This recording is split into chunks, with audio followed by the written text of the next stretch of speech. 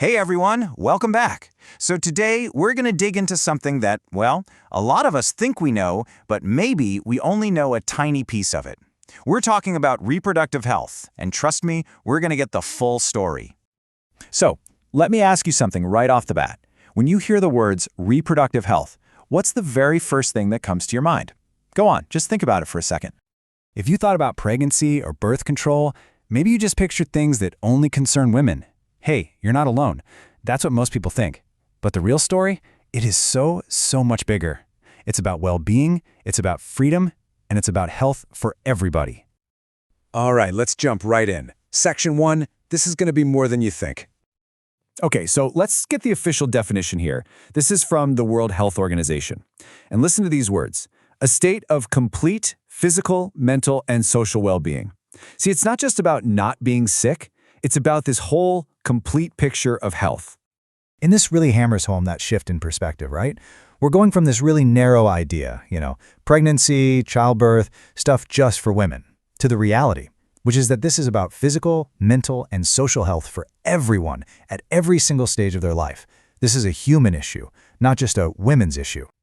So, how does that big, broad definition actually play out in real life? Well, that brings us to our second section: planning for the future.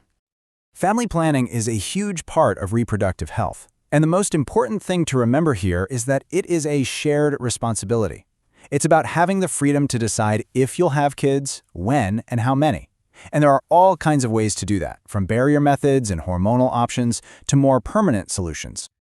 Speaking of those permanent options, let's talk about vasectomies. It's a really straightforward procedure for men, and you can see how it works here. It's all about stopping the flow of sperm. This just goes to show, contraception is a conversation that absolutely involves both partners. And on the flip side, the similar procedure for women is the tubectomy. You might have heard it called getting your tubes tied. Again, same idea, just a different process, stopping the egg from meeting the sperm. Having both of these on the table is so important for making those big family planning decisions together. But reproductive health isn't just about making plans for the future. It's also about protecting that future. Which brings us to Section 3, navigating risks together. I want you to just take a look at this number. Just let it sink in. 330 million. What on earth could that be? That is the estimated number of new cases of sexually transmitted diseases every single year. And the data shows it affects 1 out of every 20 adolescents. This is not some small, isolated problem. This is a massive, global public health challenge, and it's one we have to face together through awareness and prevention. But the risks aren't just about infections, There are dangers all around us that we might not even consider, like things in our environment or at our jobs.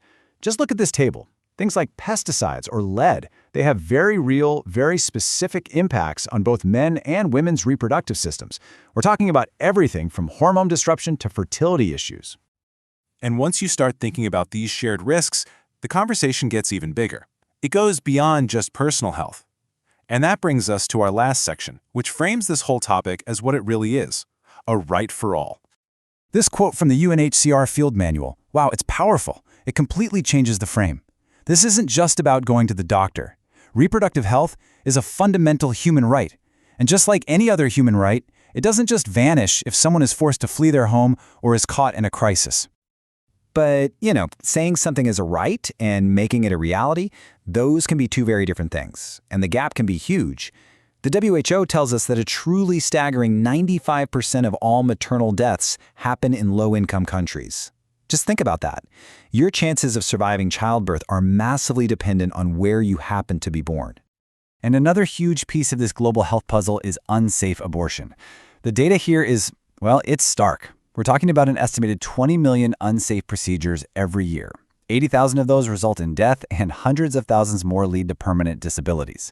These aren't just numbers. They represent a massive preventable health crisis. So, when you put it all together, from our own personal well-being to this global fight for human rights, reproductive health is a journey we are all on, and we're on it together. So the question I want to leave you with is this: are we actually having the right conversations to navigate it successfully, as partners, as communities, as a global society? That's definitely something to think about.